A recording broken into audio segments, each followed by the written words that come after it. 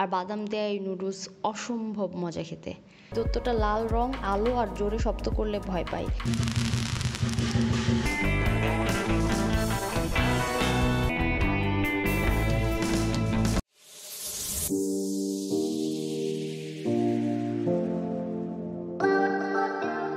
আমরা প্রথমে যাচ্ছি হচ্ছে ঢাকা থেকে ব্যাংকক, কিন্তু আমাদের ডিরেক্ট ফ্লাইট না, ঢাকা থেকে ডিরেক্ট ব্যাংককের টিকিট কাটতে পারি নাই, কারণ ভাড়া অসম্ভব বেশি।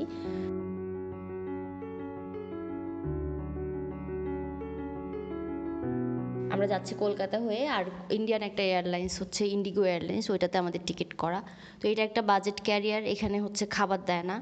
আমি জানতাম যদিও খাবার দেয় না, কিন্তু যেটা ভুল করছি সেটা হচ্ছে যে ব্যাগে কিছু স্ন্যাক্স রাখতে পারতাম, রাখি নাই। তো রাত 3টার দিকে যখন ল্যান্ড করছি তখন ক্ষুধায় অবস্থা খারাপ, মানে রীতিমতো চোখে সর্ষে ফুল দেখতেছি ক্ষুধায়, এইরকম অবস্থা। তো গুগলে হচ্ছে কুইকলি একটু সার্চ করলাম যে কোথায় কি খাবার দাবার পাওয়া যাবে। তো গুগল হচ্ছে যে রেকমেন্ড করলো যে ম্যাজিক ফুড কোর্ট বলে একটা ফুড কোর্ট আছে। নর্মালি তো যেটা হয় যে এয়ারপোর্টে খাবারের দাম অনেক বেশি থাকে, কিন্তু এই ফুড কোর্টের স্পেশালিটি হচ্ছে যে এখানে খাবারের দাম খুবই কম, একদমই বাইরের স্ট্রিট ফুডের মতোই। আমরা যখন আসছি এখানে ঢুকছি তখন অলমোস্ট রাত 3টা বাজে। ওই সময়ও হচ্ছে যে এখানে অনেক দোকান খোলা। তো প্রথমে হচ্ছে আমরা ঘুরে ঘুরে দেখলাম জায়গাটা। তো এখানকার যে ডেজার্ট সেকশন, এটা এত জোস, কি বলবো, মানে লোভ লাগতেছিল, লিটারেলি মনে হচ্ছিল শুধু ডেজার্টই খাই, ডেজার্ট অর্ডার দেই। পাই, কেক, তারপরে হচ্ছে যে বিভিন্ন ধরনের বেকড আইটেম, মোরব্বা দেয়া ব্রেডগুলো, ওটা তো আমার খুব পার্সোনালি আমার অনেক ফেভারিট জিনিস। তো ওইটা দেখেই আমার খাইতে ইচ্ছে করতেছিল, কিন্তু তখন হচ্ছে যে সলিড খাইতে হবে। এত ক্ষুধা লাগছে যে ওই খাবারটার ভিডিও করার কথা মাথায়ও আসে নাই। খাওয়া দাওয়া শেষে হচ্ছে যে পাশে একটা ক্যাফেও আছে, ম্যাজিক ক্যাফে নামে। তো ক্যাফেতে গেলাম, অনেক ধরনের ড্রিঙ্কস আছে, কফি আছে। তো ভরপেট খাবারের পরে একটা কফি, ঠান্ডা কফি থেকে ভালো কিছু আর হইতেই পারে না।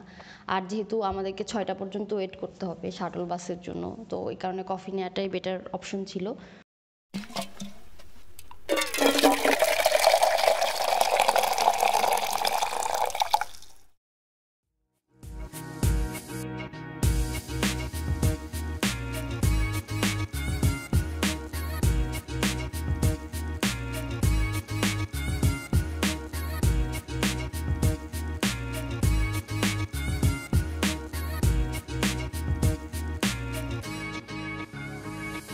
এখান থেকে হচ্ছে 20 বাদ দিয়ে বিশাল সাইজের একটা আইসড কফি নিয়ে নিলাম, আরাম করে বসে কফিটা খাইলাম, তারপর একটু রেস্ট নিলাম। এরপরে গেলাম হচ্ছে শাটল বাসের খোঁজে। সকাল 6টা থেকে হচ্ছে এয়ারপোর্ট টু ব্যাংকক টাউন যে শাটল বাস, এটা শুরু হয়। শাটল বাসের সিস্টেমটা হচ্ছে যে এয়ারপোর্ট থেকে আপনি ট্যাক্সিতে করে যাইতে পারেন ব্যাংকক টাউনে, আপনি মেট্রো ট্রেনে করে যাইতে পারেন, কিন্তু শাটল বাসে যাওয়াটা হচ্ছে সবথেকে ইজি, কনভিনিয়েন্ট এবং কম খরচে। তো আমরা একদম ফার্স্ট যেই বাসটা, ওইটাতে করেই হচ্ছে যে চলে আসছি। এসে হচ্ছে হোটেলে যে লম্বা একটা ঘুম দিছি, একদম উঠছি দুপুরবেলা, উঠে শাওয়ার টাওয়ার নিয়ে চলে গেছি খাইতে। দুপুরে পাশে একটা লোকাল রেস্টুরেন্টে খেলাম বিখ্যাত প্যাড থাই নুডলস। প্রচুর শ্রিম্প, ভেজিটেবল, টোফু আর বাদাম দেয়া এই নুডলস অসম্ভব মজা খেতে। এই নুডলসটাকে প্রায় ওদের জাতীয় খাবার বলা যায়, কারণ আপনি যেখানেই যান না কেন নানা ভ্যারিয়েশনের প্যাড থাই আপনি পাবেন। আর এর সাথে নিলাম হচ্ছে ব্যাসিল লিফ চিকেন আর রাইসের একটা সেট মিল, সাথে একটা পোস্ট এগ ছিল। এই দুইটা ডিশই খুব খুব মজা ছিল খেতে। আর রেস্টুরেন্টে একটা কিউট পিচ্চি ছিল, ওর সাথে একটু দুষ্টুমি করলাম, সব মিলিয়ে বেশ ভালো সময় কাটলো। এরপরে দেখলাম যে ফ্রিজে গোলাপি রঙের ফান্টা, দেখে খুব আগ্রহী হয়ে নিলাম। এটা ছিল স্ট্রবেরি ফ্লেভারের, আর এর থেকে জঘন্য জিনিস আমি থাইল্যান্ডে আর কিচ্ছু মুখে দেই নাই। এটা যে কী বাজে খাইতে, পুরাই ইয়াক, নট রেকমেন্ডেড অ্যাট অল। সন্ধ্যায় একটা প্যালেস দেখতে গেলাম, নামটা খুবই দাঁত ভাঙা, রয়্যাল প্যাভিলিয়ন মাহাজেট সাদাবাদিন। এটা 1989 সালে বানানো হয়েছিল থাই কিং রামা 3 এর অনারে। ওনার 1.5 গুণ উচ্চতার একটা স্ট্যাচু আছে এখানে। বর্তমানে এই জায়গা রয়্যাল গেস্ট, তারপর বিদেশি নেতারা আসলে তাদের রিসেপশন হল হিসেবে ব্যবহার করা হয়। আর বাইরের যে কম্পাউন্ডটা, এটা এখন পাবলিক পার্ক হিসেবে সার্ভ করে। এখান থেকে হেঁটে হেঁটে চলে গেলাম চাইনিজ নিউ ইয়ার সেলিব্রেশন দেখতে।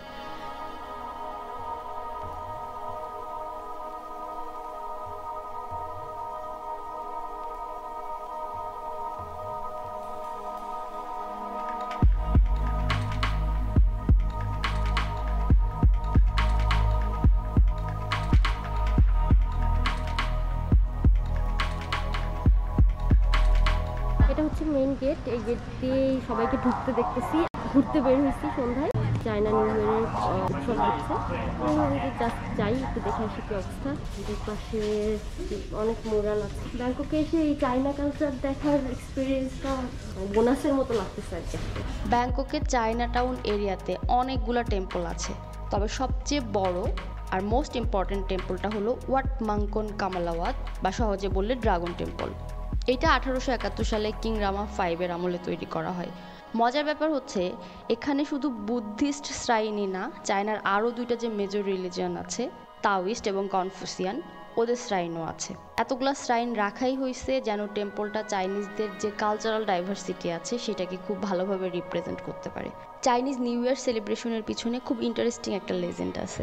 নিয়ের নামের একটা দৈত্য প্রতি বছর হানা দিত আর চাইনিজদের ঘরবাড়ি ধ্বংস করে দিত, ওদের ফসল নষ্ট করে ফেলতো। তো ওরা অনেক গবেষণা করে বের করলো যে এই দৈত্যটা লাল রং, আলো আর জোরে শব্দ করলে ভয় পায়, এজন্য উজ্জ্বল লাল রঙের ব্যবহার খুব বেশি।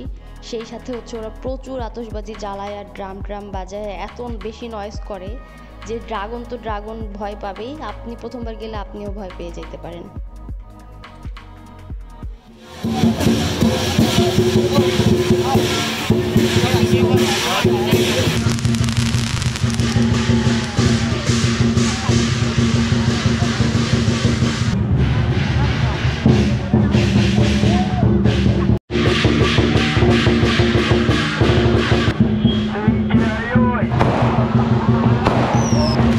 উৎসবমুখর পরিবেশ তৈরি করতে মোটামুটি যা যা লাগে তার সবই এখানে আছে।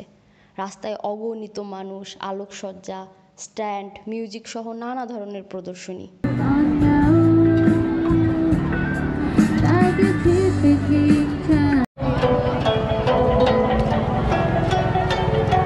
তবে আমার কাছে সব থেকে ইন্টারেস্টিং লাগছে এদের ফুড কালচার। হেন প্রাণী দুনিয়ায় নেই যা এরা খায় না। এই যে স্টলে দেখেন, এরা বিক্রি করতেছে পোকা, ভাজা পোকার উপরে মশলা ছিটায় সেল করতেছে। আমাদের দেশে যেমন ঝালমুড়ি বেচে না, অনেকটা ওই রকম। বড় বড় কাঁকড়া বিছাও আছে। এরা এই যে দেখেন, একটা কাঁকড়া বিছা মিলে সবাই মিলে কেমনে ভাগ করে খাইতেছে।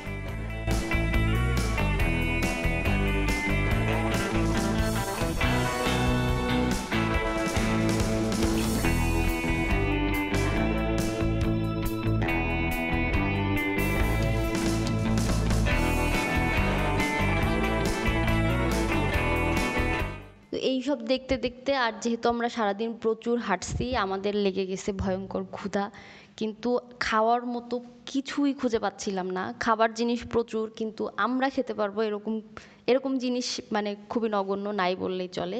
তো অনেক খুঁজে শেষ পর্যন্ত পাইলাম হচ্ছে যে ডাক নুডলস। ওরা হচ্ছে ভার্মিসিলি নুডলসের সাথে রোস্টেড ডাক দেয়, হাঁসের মাংস, আর সাথে একটা ব্রথ দেয়।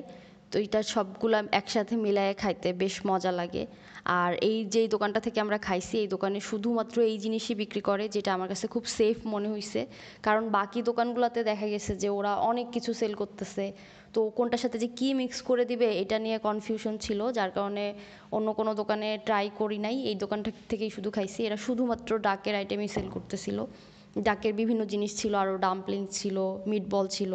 তো আমরা হচ্ছে যে শুধুমাত্র রোস্টেড ডাক মিট দিয়ে যে ভার্মিসিলি নুডলস যেটা, ওইটা হচ্ছে ট্রাই করলাম।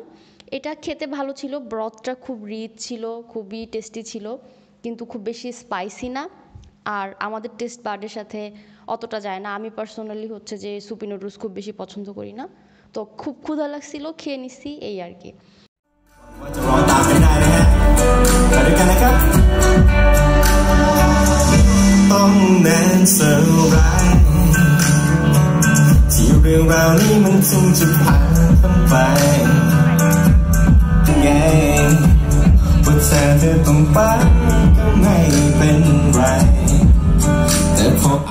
তো খাওয়া দাওয়া শেষে তখন দেখি যে একপাশে কনসার্ট চলতেছে, চাইনিজ শিল্পীরা আসছে। তো কিছুক্ষণ দাঁড়ায় দাঁড়ায় আমরা কনসার্ট দেখলাম, ওদের গান শুনলাম। যদিও ভাষা বুঝতে পারতেছিলাম না, কিন্তু বেশ ভালো লাগতেছিল।